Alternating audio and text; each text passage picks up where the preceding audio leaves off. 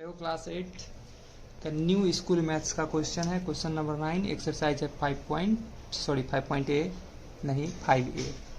तो क्वेश्चन है कि इसमें हम लोग को पुट करना है A, B, C और D के जगह ऐसा वैल्यू ताकि यह जो है रेक्टेंगुलर शेप जो है परफेक्ट बन जाए। तो A की जगह पे हम ऐसा क्या रखेंगे, तो सबसे पहले तो हम लोग को देखना है, पैटर्न समझना है। 17 और क्या आया है 126, ये दोनों में अगर हम लोग देखेंगे कॉमन चीज क्या आता है वो ढूंढते हैं। जैसे 70 का हम लोग फैक्टर तोड़ते हैं तो आ जाता है 2 से 35, 7 से क्या आ जाएगा ये तुम्हारा 5, ठीक है। दूसरा अगर हम लोग 126 का फैक्टर करने चलते हैं तो 126 का फैक्टर तुम्हें क्या दे रहा है, 2 से क्या दे रहा है 3 से दे रहा है, तुम्हें 3 से दे रहा है 2, 21, फिर 3 से दे रहा है 7। अब ये तुम दोनों में कोई चीज देखोगे तो वो चीज तुम्हें कॉमन दिखेगा 2 और 7, 2 और 7। समझ में आ रहा बात? दोनों में कॉमन कोई चीज दिख रहा है वो है 2 और 7, यानी 2 और 7 दैट मीन्स 14। दैट मीन्स क्या हो गया 14, क्या हो गया 14। 14 जो है वो किसके टेबल में आता है, सॉरी 14 के टेबल में 70 भी आता है, 126 भी आता है, यानी ए की जगह रिप्लेस करके हम लोग क्या डाल सकते हैं 14। क्या डाल सकते हैं 14। तो उम्मीद करते ये समझ में आया होगा। दूसरा अब हम लोग देखते हैं यहाँ पे क्या ऐसा रखे, बहुत कॉमन सा बात है, यहाँ क्या रखे, यहाँ क्या रखे, यहाँ क्या रखे। तो अब देखो अगर हम लोग 70 और 50 का करते तो 70 का ऑलरेडी कर चुके हैं हम लोग, 50 का करके देख लेते हैं। 50 का 2 से लगाते हैं कितना टाइम्स आ जाता है 25 टाइम्स आ जाता है, और 5 से 5 टाइम्स आ जाता है। अब ये दोनों में तुम्हें कॉमन चीज क्या दिख रहा है 2, 2, 5 और 5 दिख रहा है ना, यानी कि 10। क्या दिख रहा है 10, क्या दिख रहा है 10, यानी 10 के टेबल में 50 आता है क्या, हाँ बिल्कुल आता है 10 के टेबल में 50। लेकिन यहाँ पे एक और चीज आ जाता है, देखो यहाँ पर हम लोग फंस जाएंगे कहाँ पे आकर के, यहाँ पर हम 10 लिख देंगे तो 10 के टेबल में तो 50 आएगा, लेकिन 10 के टेबल में 77 टाइम्स में आएगा, 7 टाइम्स में आएगा। और यहाँ 14 है, और 14 को अगर हम लोग 10 से मल्टीप्लाई करेंगे तो रिजल्ट नहीं दे पाएगा। अगर यहाँ पर 10 डालते हैं और 10 को 14 से मल्टीप्लाई करते तो क्या आ जाएगा 70, कभी नहीं आएगा। यानी डी की जगह पर क्या ले सकते हैं हम लोग कॉमन, दोनों में क्या दिख रहा है तुम्हें 5 दिख रहा है कॉमन, तो हम लोग 5 को ही ढूंढते हैं और 5 को डालते हैं। समझ में आ गया ये कैसे ले रहे हैं, 5 डाल दिए। अब देखो 5 को जब हम लोग 14 से मल्टीप्लाई कर दिए 17 आ गया। सिमिलरली यही कॉन्सेप्ट लेकर आगे भी बढ़ रहे हैं हम लोग। 14 को क्या चीज से मल्टीप्लाई करते हैं तो 126 आता है, तो 14 के टेबल में 9 टाइम्स में आता है, तो यहाँ पर 9 रख दिए। समझ में आ रहा है ना, एकदम इजी था। अब देखो यहाँ पर 9 के टेबल में 90 कितना टाइम्स आ जाता है 10 टाइम्स आता है, लेकिन यहाँ पर निगेटिव है इसलिए माइनस का 10 रखना पड़ेगा। तो उम्मीद करते हैं समझ में आ गया। नेक्स्ट क्वेश्चन, इस क्वेश्चन में अगर हम लोग 9 का 2 देख रहे हैं, इस क्वेश्चन में तुम लोग बहुत ध्यान से देखोगे तो एक चीज तुम्हें दिखेगा कि 20 है, 64 और 80 है, ये सभी जो है 4 के टेबल में आने वाला टर्म है।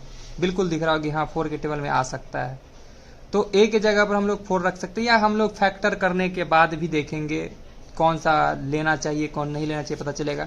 मेरा अनुमान है कि यहाँ पर हम 4 ले सकते हैं। और देखो 4 लेते हैं तो 4 के टेबल में 20 कितना टाइम्स आ जाता है 5 टाइम्स आ जाता है। चलो एकदम इजी है, 5 टाइम्स। और निगेटिव का बात बोला तो निगेटिव 5 ले लिए, क्लियर है। और देखो 5 के टेबल में 80 कितना टाइम्स आएगा, तो सिंपल सा बात है 16 टाइम्स आएगा, 16 टाइम्स आएगा। निगेटिव का सिंबल लेके आया तो निगेटिव हम लोग लिख दिए 16, ठीक है। अभी देखो 16 को 4 से मल्टीप्लाई कर दिए 64, तो एकदम पैटर्न में दिख रहा है कि जब हमने 4 का मल्टीप्लाई -5 के साथ किया तो मिला -20, बीच वाला टर्म। जब हमने -5 का मल्टीप्लाई -16 के साथ किया तो हमें मिला पॉजिटिव 80। जबकि हमने यहाँ पर देख रहे हैं ये टर्म में कौन, अब इस लाइन में आ रहा है, तो यहाँ पर हमने देखा 4 का जब मल्टीप्लाई हमने -16 के साथ किया तो हमें मिल गया -64। तो इससे पहले जो हम क्वेश्चन किए थे वैसे भी इसका हम फैक्टर करके देख सकते थे कि फैक्टर करने पर हमें 4 कॉमन आता है, और वो कॉमन चीज से ही क्वेश्चन को सॉल्व करते हैं। ये 16 है, घबराना नहीं है, 16 है, साफ सुथरा लिख दे रहे हैं, ठीक है 16 है, लेकिन निगेटिव 16 है। क्या है निगेटिव 16 है, ठीक है। तो उम्मीद करते हैं ये भी क्वेश्चन समझ में आएगा। आगे का क्वेश्चन हम लोग देखते हैं आगे। तो देखो ये क्वेश्चन नंबर 10 जो है कंप्लीट द टेबल, ये हमारे पास जो टेबल है इस टेबल को कंप्लीट करना है। ए की जगह क्या डालना है, बी की जगह क्या डालना है, सी की जगह क्या, डी की जगह क्या और ई की जगह क्या। तो छोटा सा भेजा लगाएंगे। हम लोग देखेंगे इसका पैटर्न क्वेश्चन का कि n इज इक्वल टू जो है वास्तव में देखा जाए तो 8n प्लस 3 है। अगर n है तो यह दे रहा है 8n प्लस 3। जब यहाँ पर a है, ध्यान से समझना, यहाँ पर a है तो वह दे रहा है 3। क्या दे रहा है? 3। अगर हम लोग सामने सामने कंपेयर करेंगे तो n के जगह पर क्या देख पा रहे हैं? a को, जबकि 8n प्लस 3 की जगह क्या देख पा रहे हैं हम लोग? 3 को। क्या देख पा रहे हैं? 3 को। तो यही पैटर्न पे हम क्वेश्चन को बनाते हैं, जहां देखो ये एक फार्मूला, एक तरह से देखा जाए तो एक फार्मूला का फॉर्म हो गया कि n जहां होगा वहां 8n प्लस 3 रखना है। तो यहाँ पर n जो है वह इक्वल है किसके? a के। n जो है किसके इक्वल है? a के। जबकि 8n प्लस 3 किसके इक्वल है? 3 के इक्वल है।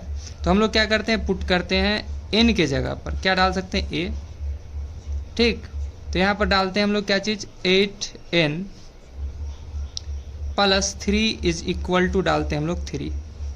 जबकि 8n जो है किसके इक्वल है? a के इक्वल है, यानी 8a plus 3 is equal to 3।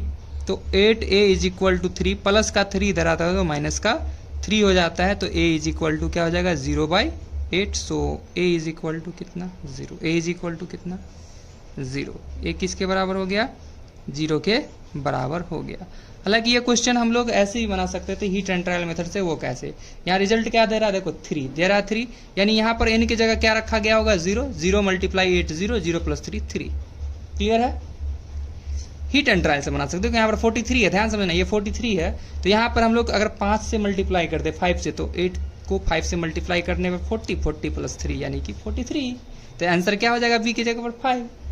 तो हम हीट एंड ट्रायल से भी इस क्वेश्चन को बहुत ही आसानी से बना सकते हैं। विदाउट हीट एंड ट्रायल बना रहे हैं तो यहाँ पर तुम देखो, हम लोग देख पा रहे हैं कि 8n प्लस 3 जो है वो इक्वल किसके है? 43 के। किसके इक्वल है? 43 के। जबकि जब यहाँ n था तो यहाँ पर n था फॉर्मूला में, जब b है तो हम लोग n की जगह रिप्लेस करके डालते हैं b plus 3 is equal to 43।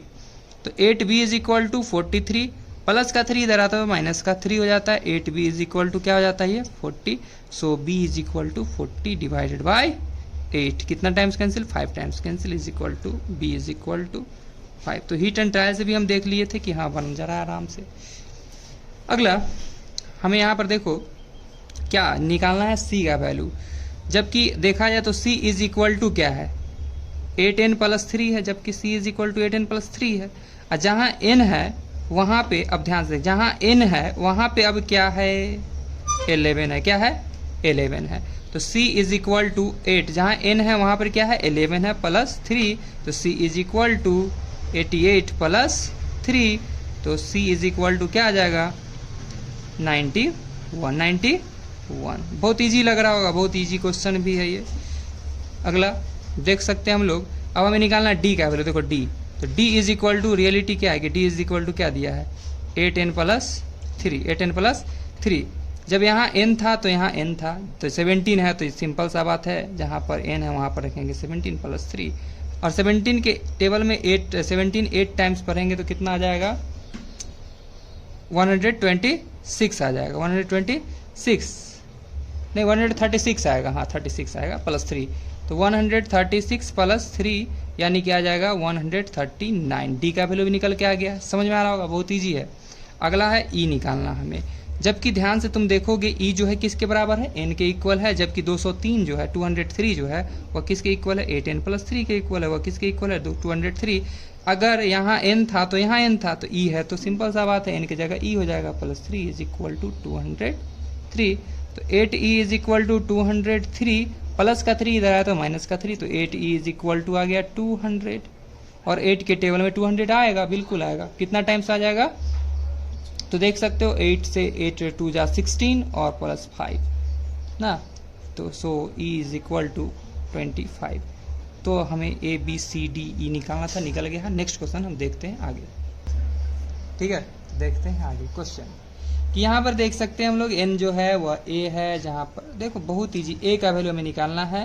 तो हम यहाँ पर देख रहे हैं कि 5n माइनस 6 जो है, 5n माइनस 6 जो है किसके इक्वल दिया है? 19 के इक्वल दिया है। मतलब यहाँ पर हम लोग देखना है, पक्ष को देखना है, LHS साइड और RHS साइड को। RHS साइड को RHS से कंपेयर कर, LHS को LHS से कंपेयर। जब यहाँ पर n है तो यहाँ n दिया है, जब यहाँ a है तो जाहिर सी बात है यहाँ पर हम लोग क्या रख देंगे 5a minus 6 is equal to 19। Clear है? तो 5a is equal to 19, minus का 6 आया तो प्लस का 6 हो गया, तो 5a इज इक्वल टू हो गया 25। So a is equal to 25 divided by 5। कितना टाइम्स कैंसिल? 5 टाइम्स कैंसिल हो गया, तो a इज इक्वल टू आ गया 5। समझ में आ गया? और हीट एंड ट्रायल से भी बताए थे कि आ ही जाता है। देखो 5 यहाँ पर रखते तो 5 को 5 से मल्टीप्लाई करने पर 25 में से 6 जाता तो 19। ठीक है, अब यहाँ पर हमें निकालना है b निकालना है, तो यहाँ पर हम लिख देंगे 5, n जहाँ पर वहाँ पर रख देंगे b, n जहाँ वहाँ पर रख देंगे b माइनस का 6 इज इक्वल टू 74। तो 5b is equal to 74 minus का 6 इधर आया तो प्लस का 6, तो 5b इज इक्वल टू आ गया 80। तो b इज इक्वल टू आ गया 80 डिवाइडेड बाई 5 यानी कि 16। सो b इज इक्वल टू 16, तो b निकल के आ गया 16। ठीक है, अब हम लोग देखते हैं अगला नेक्स्ट क्या है। तो देखो यहाँ पर n जो है वो किसके इक्वल है? यहाँ n के जगह पर है 30, जबकि c इज इक्वल टू क्या है? c इज इक्वल टू क्या है? 5n minus 6। तो ध्यान से देखना n के जगह पर क्या है? 30 है, और जब n था फार्मूला में तो n का यूज किया गया। जब c आएगा तो n के जगह पर क्या रिप्लेस करके डालेंगे हम लोग? c डालेंगे। n डालते हैं तो n इज इक्वल टू 30, तो c का निकालना था वैल्यू, तो क्या हो जाएगा 5 मल्टीप्लाई n यानी कि c को रिप्रेजेंट कर रहा था, यहाँ पर डालेंगे हम लोग 30 को माइनस का 6, तो c is equal to 150 minus 6, so c is equal to 144। c is equal to 144 आ जाएगा। ठीक है, ये n है, h नहीं है। अगला हमें निकालना है, देखो तो d का वैल्यू निकालना है। d का वैल्यू निकालना है, किसका वैल्यू निकालना है? d। d is equal to है कितना? 5n माइनस का 6। d is equal to 5n minus का 6, जबकि n इज इक्वल टू क्या है? देखो तो n इज इक्वल टू क्या है? 35 है, तो 5 मल्टीप्लाई n के जगह पर रखेंगे 35 माइनस का 6।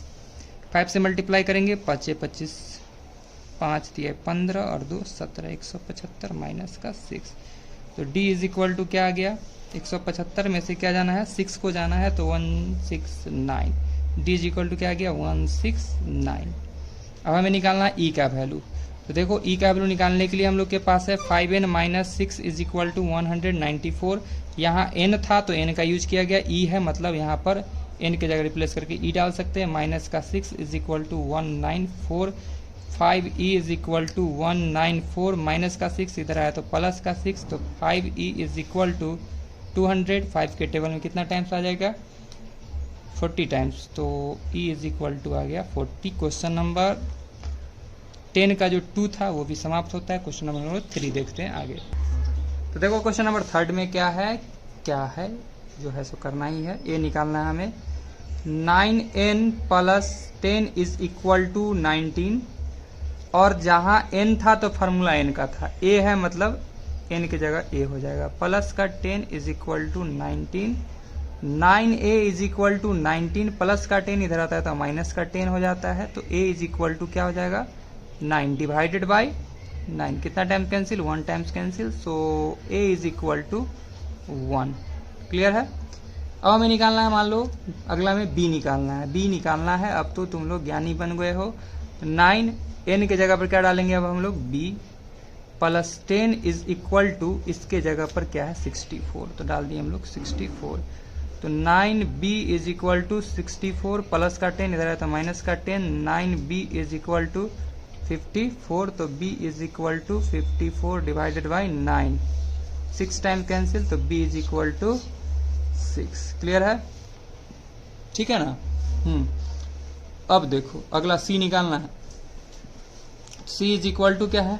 9n प्लस 10, और n बराबर क्या है? देखो तो c के लिए 19 है, तो 9 मल्टीप्लाई 19 प्लस 10, तो c इज इक्वल टू 171 ना, प्लस का 10, so c is equal to 181। Clear है? नेक्स्ट हमें निकालना है d। निकालना है d, तो d इज इक्वल टू क्या है? 9n प्लस का 10, जबकि n इज इक्वल टू क्या है? 25, यानी d is equal to 9 multiply 25 plus का 10। अब देखो 25 के टेबल में 9 टाइम्स कितना आता है, मल्टीप्लाई 9 बचे 45 का 5 बच गया 4, 9 दूनी 18, 4 22, 225 प्लस 10, तो D इज इक्वल टू आ जाता है तुम्हारा 3235। ठीक है, सभी के सामने तुम लोग दिस इम्प्लाइज लगा देना। ठीक है, अगला निकालना है हमें E का वैल्यू, जबकि देखो ध्यान से 9n प्लस 10 जो है वो इक्वल है 280 के। अगर n था तो n वाला फॉर्मूला E है, मतलब हम लोग n की जगह E डाल देते, तो 9e plus 10 is equal to 280, 9 is equal to 280, plus का 10 इधर है तो माइनस का 10 हो जाता है, तो 9e इज इक्वल टू 270, तो E is equal to 270 divided by 9, 9 से 30 times cancel, so E is equal to 30। इस प्रकार एक्सरसाइज 5A एंड होता है।